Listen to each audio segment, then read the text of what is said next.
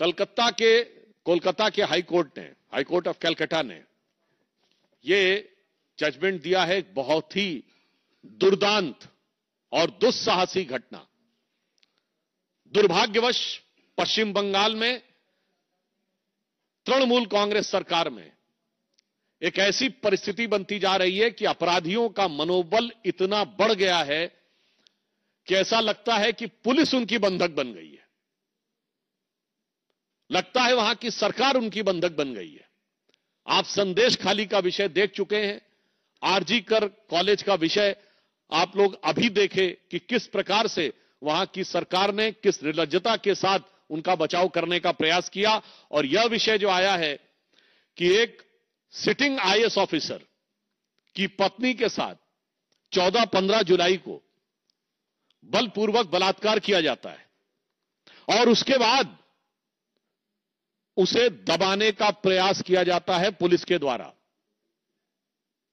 पुनः यह मैं बात कह रहा हूं, एक सिटिंग आईएएस ऑफिसर की पत्नी के साथ शिकायत होने के बावजूद पुलिस का जो रवैया रहा, पश्चिम बंगाल पुलिस का, उसके बारे में कलकत्ता हाई कोर्ट ने आज बहुत सख्त और बहुत गंभीर सवाल उठाए हैं। पहला उन्होंने यह कहा है कि इस प्रकार के विषय में जो जांच अधिकारी था वो कोई महिला अधिकारी क्यों नहीं थी, पुरुष अधिकारी के द्वारा जांच क्यों करवाई गई। दूसरा, जिस थाने में और जिस समय में घटना का आरोप है उसका सीसीटीवी फुटेज उपलब्ध नहीं कराया गया। उससे गंभीर बात यह है कि घटना 14-15 जुलाई की है और मेडिकल लीगल एग्जामिनेशन 20 अगस्त को करवाया गया, 35 दिन बाद घटना के। इसलिए कोर्ट ने सीधे सीधे कहा है कि यह सबूतों को डाइल्यूट करने और नष्ट करने का एक स्पष्ट प्रयास दिखाई पड़ता है और इसके साथ साथ केस को हल्की धाराओं में दर्ज किया गया।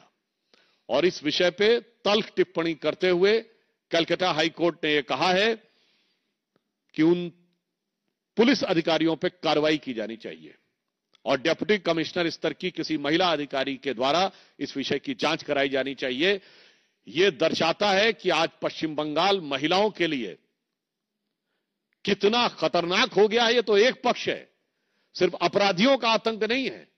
यहां पे अपराध और पुलिस, अपराध और सरकार के बीच में एक दुरभिसंधि दिखाई पड़ रही है।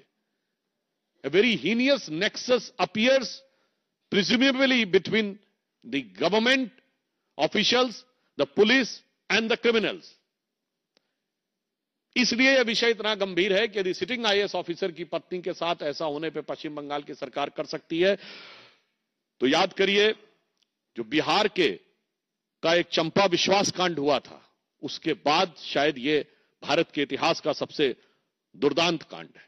और इस विषय पे असंवेदनशीलता इन घटनाओं पर पश्चिम बंगाल की सरकार की कितनी है, यह इससे पता चलता है कि हाल ही में एक घटना प्रकाश में आई। आपको ध्यान हो कि टीएमसी की जो यूथ विंग है, तृणमूल छात्र परिषद, उनके 2 पदाधिकारियों ने आरजी कर की घटना के ऊपर एक शॉर्ट फिल्म बनाई जिसमें एक प्रकार से जो पीड़ित लड़की थी उसी के बारे में आपत्तिजनक बातें कही गई।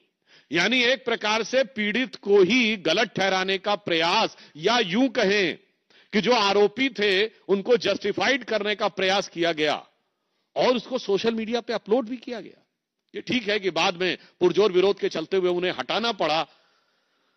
शॉर्ट फिल्म भले ही हट गई हो, पर जो उनका लॉन्ग लास्टिंग माइंडसेट है, यानी जो उनकी गहरी मानसिकता है, उसकी गहरी छाप पश्चिम बंगाल की जनता और देश की जनता पर बहुत स्पष्ट रूप से सामने आ गई।